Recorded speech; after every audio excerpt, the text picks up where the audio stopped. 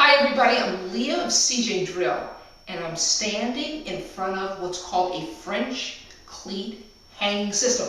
Now I gotta tell you, what you're gonna love about this thing is that each component is interchangeable. It's movable. So let me show you how this works. Each one of these components here, they're immovable. So nothing's fixed. Even this cabinet here is on a French cleat. Look at that. You just take it off the wall, put it back up. I'm close. I'm going to show you exactly how this cleat system works. Here we are at the module that's holding the sledgehammer. I'm going to remove the sledgehammer. Now I'm going to lift the module up, and you'll see how it slides up and over the cleat. Now I'm going to just rest it again, and that's firm. It's not going anywhere. Okay, so I just want to show you, before we move on, this is the back of the cabinet.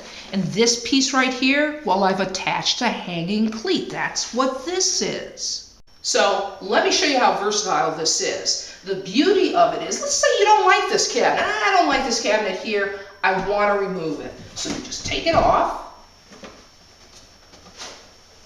and put up your screwdriver set instead. The thing is, you can move anything and everything around. Maybe you don't want that there, you move that there. You really want to move this over here. You know, I don't like that there. I think I'll move it down here, and I'll slide this piece down. That's the beauty of a French cleat. I'm going to take it in a shop, and I'm going to show you how to make one for yourself.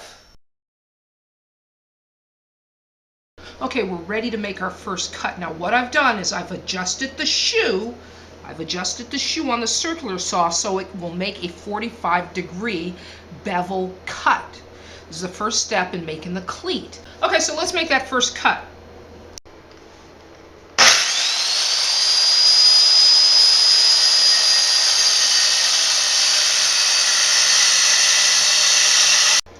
Okay, so we've made our first cut. This is the first cleat. This is going to be the cleat that's attached to the wall. So what I'm going to do now is I'm going to repeat the process, and I'm going to cut the opposing cleat that's going to fit snugly and create our French cleat.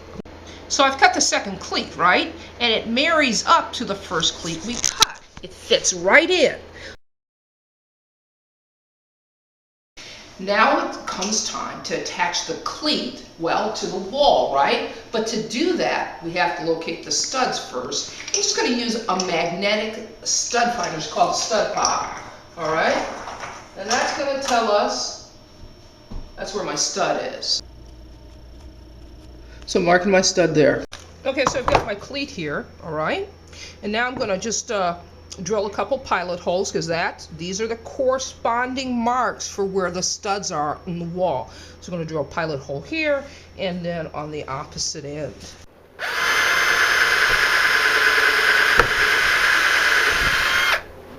Now I've got my pilot holes made, but what I need to do now is I need to countersink it a little bit so that the head of the screw recesses in the wood, doesn't interfere with the cleat in any way. This right here is called a countersinking bit. I'm going to attach this to my drill, and then I'm going to countersink the holes so that the screws sit flush with the material.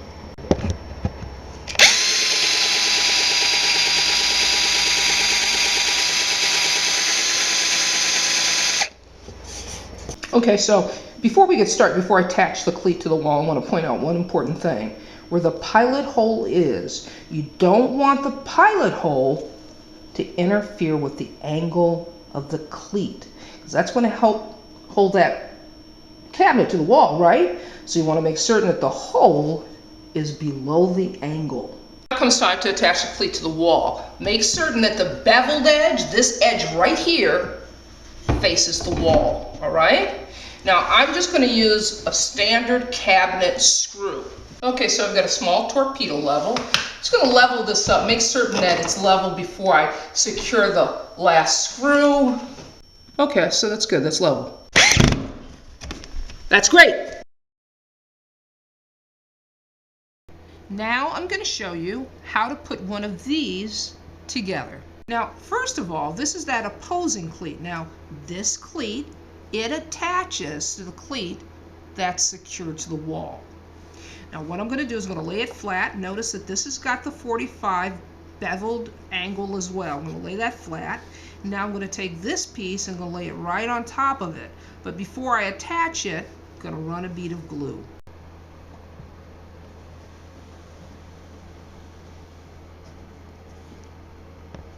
Now, this is very important.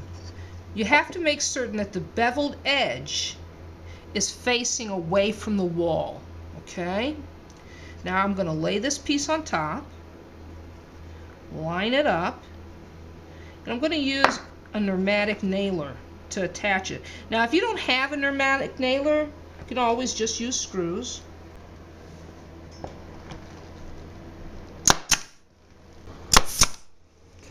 Now, as you can see, the cleat is attached, all right? Now, what I'm going to do is I'm going to flip it over, and now I'm going to insert my dowel. But before I insert my dowel into the hole, I'm just going to apply a little carpenter's glue as well. You notice at the end of my dowel, I have a pilot hole. And that's going to make it easy for me to screw my dowel in the place. We're not just going to count on the Elmer's glue to stabilize the dowel, but I'm going to put a screw in the back of the plate as well. The opening of where I'm going to insert a screw, I have countersank it because I don't want the head of the screw to interfere with the back of the plate.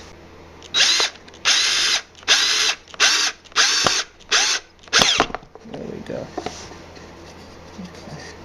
So that's it. This is a piece that we just made. I've got my C-clamps hanging from it, but let me just show you a few other things, okay, about this cleat system.